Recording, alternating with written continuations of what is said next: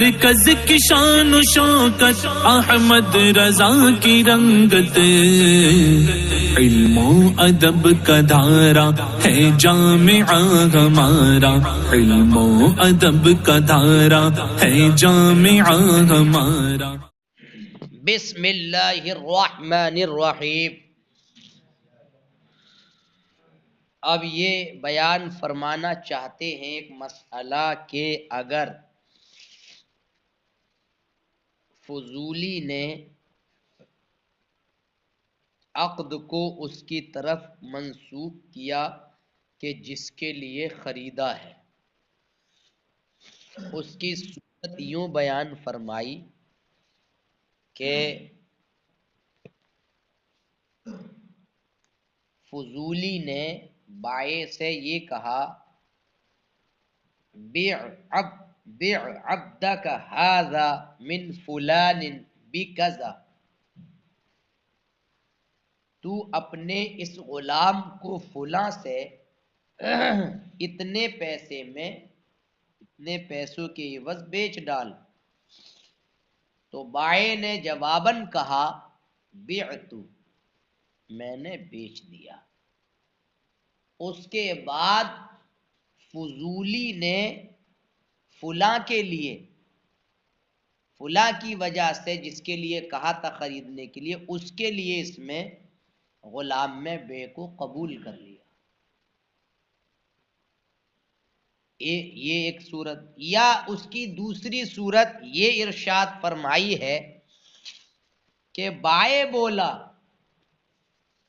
بعت ھذا العبد من فلان بکذا، بائع نے یہ کہا کہ میں نے یہ غلام فلاں سے اتنے پیسوں کے بدلے بیچا، اور مشتری نے، مشتری سے مراد فضولی، فضولی نے اس کی طرف سے فلاں کے لیے اس کی شرا کو قبول کر لیا۔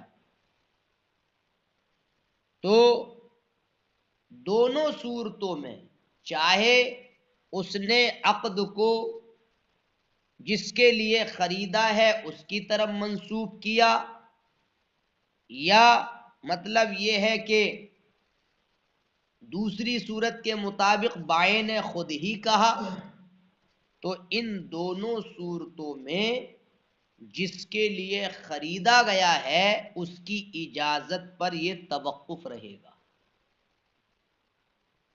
دونوں صورتوں میں یعنی موقوف رہے گی یہ بیع، شراء کا نفاذ اس کی اجازت پر کہ جس کے لیے خریدا ہے۔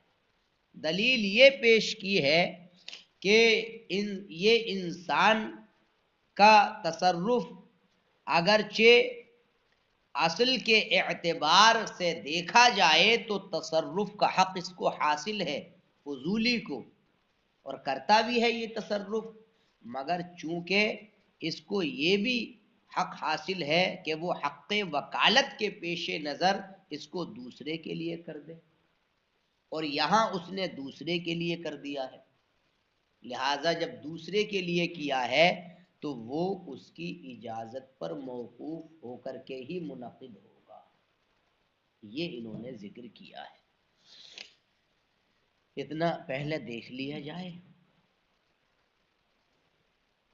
وَإِنْ أَضَافَ الْعَقْدَ إِلَى الَّذِي اشْتَرَى لَهُ، اضافہ میں جو ہوا ضمیر مستتر اس کا فاعل ہے راجع بسوئے فضولی، اور اگر فضولی نے عقد کو اس کی طرف منسوب کیا جس کے لیے خریدا ہے، اس طور سے قال الفضولی للبائع، یہ فضولی نے بائع سے کہا بع عبدک ھذا من فلان بکذا، تو اپنے اس غلام کو فلاں سے اتنے کے بدلے بیچ ڈال۔ تو وہ بولا بعت، میں نے بیچ دیا، بائع نے کہا وقبل الفضولی البیع فیہ لأجل فلاں، اور فضولی نے اس میں بیع کو کس کے لیے قبول کر لیا؟ فلاں کے لیے، مالک کے لیے قبول کر لیا. ایک صورت یہ ہو گئی. او قال البائع، پہلے قالا پر عطف ہے، پہلے فضولی قائل تھا، اس میں جو ہے بائع قائل ہے. بائع بولا بعت هذا العبد من فلان بکذا، میں نے اس غلام کو فلاں سے اتنے پیسے کے بدلے بیچا.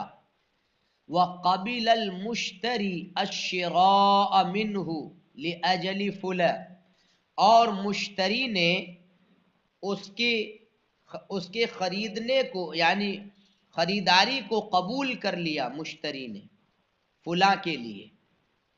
فَإِنَّهُ يَتَوَقَّفُ عَلَى إِجَازَةِ الْمُشْتَرَى لَهُ، مشترا ہے یہ، تو اب یہ ایسی صورت میں اس کی اجازت پر موقوف رہے گا کہ جس کے لیے وہ خریدا گیا ہے سامان. اگر وہ اجازت دیتا ہے تو نافذ ہوگا معاملہ، ورنہ نہیں. دلیل دیکھیں، لأن تصرف الانسان وإن كان له على اعتبار الاصل، اس لیے کہ انسان کا تصرف اگرچہ اس کے لیے ہے اصل کے اعتبار سے، یعنی انسان کا جو تصرف ہے یہ مالک کے لیے ہے اصل پر قیاس کرتے ہوئے، یعنی انسان کا تصرف اگرچہ انسان کے لیے ہے اصل پر قیاس کرتے ہوئے، مگر انسان کو یہ بھی حق حاصل ہے کہ وہ اس تصرف کو دوسرے کے لیے قرار دے دے، حق وکالت کے پیش نظر، یعنی وکیل بنا کر کے، جیسے کہ فضولی کو وکیل بنایا، جسے ہی وکیل بنایا تو اس کو وکیل کے طور پر اس کے لیے وہ تصرف کا حق ثابت کرتے. وہا ہونا جعلہ لغیرہ، اور یہاں انسان نے اس تصرف کو کس کے لیے کر دیا ہے؟ غیر کے لیے کر دیا ہے. فینعقد موقوفا علی اجازتہ، لہذا وہ اس کی اجازت پر موقوف ہو کر کے منعقد ہوگا. یہاں تک یہ مسئلہ مکمل ہو گیا. اب آئیے اس صفحے میں ایک مسئلہ یہاں سے یہ ذکر فرمایا کہ فضولی بولا بائع سے، اشتریت منک ھذا العبد بکذا لاجل فلاں، لاجل فلاں، میں نے یہ غلام تم سے اتنے پیسے کے بدلے فلاں کے واسطے خرید لیا. یہ بولا فضولی. بائع نے سن کر جواباً کہا بعت، میں نے بیچ ڈالا، تم نے خرید لیا تو میں نے بیچ دیا. تو پہلے والا ایجاب تھا، یہ بعت یہاں قبول بن رہا ہے. یا الٹا کر لو، بائع نے فضولی سے کہا بعت کو ایجاب بنا لو، بعت منک ھذا العبد بکذا لفلاں، میں نے یہ غلام تم سے اتنے پیسے کے بدلے فلاں کے واسطے بیچا. تو اس نے قبول کرتے ہوئے جواباً کہا اشتریت، میں نے خرید لیا. تو دونوں صورتوں میں یعنی چاہے اشتریت ایجاب بنے اور بعت قبول بنے، یا بعت ایجاب بنے اور اشتریت قبول بنے، دونوں صورتوں میں لا یتوقف، ان دونوں صورتوں میں اس کی اجازت پر موقوف نہیں ہوگا، بلکہ شراء اس کی طرف سے نافذ ہو جائے گا، خریداری کا عمل اس کی طرف سے نافذ ہو جائے گا، اس میں توقف نہیں ہوگا. اس کی وجہ یہ ارشاد فرمائی ہے کیونکہ یہاں یعنی ایجاب اور قبول میں جو نسبت الی فلاں ہے وہ نہیں پائی گئی. پائی گئی کیا ہے نا؟ ایجاب اور قبول میں جو فلاں کی طرف نسبت ہوتی ہے جیسے پہلے تھا، تو وہ یہاں نہیں پائی گئی، وہ نسبت دونوں میں سے ایک میں پائی گئی. اور وہ کس میں پائی گئی؟ پہلے والے میں ایجاب میں اور دوسرے والے میں بھی کس میں؟ یعنی فرق صرف الفاظ کا تھا، پہلے میں ایجاب اشتریتو تھا اور دوسرے میں ایجاب کیا تھا؟ بیعتو۔ تو یہاں جو اضافت الی فلاں ہے وہ ایجاب اور قبول یعنی دونوں میں نہیں پائی گئی، بلکہ وہ تو صرف دونوں میں سے ایک میں پائی گئی، اور ان دونوں میں سے ایک عقد کا شطر ہے، یعنی ان دونوں میں سے ایک کیا ہے؟ عقد کا شطر ہے۔ لہٰذا جو ہم نے ذکر کیا کہ اصل یہ ہے کہ موقوف نہیں ہوگی، تو اس صورت میں بھی وہ موقوف نہیں ہوگا۔ وَأَحَدُهُمَا شطر العقد کہا، دیکھیے ملائیں ذرا، وَلَوْ قَالَ الْفُضُولِي، اور اگر فضولی بائع سے بولا، اشتریت منک هذا العبد بکذا لأجل فلان، میں نے یہ غلام تم سے اتنے روپے کے بدلے فلاں کے لیے خریدا، تو وہ بولا بعتو، میں نے بیچ ڈالا۔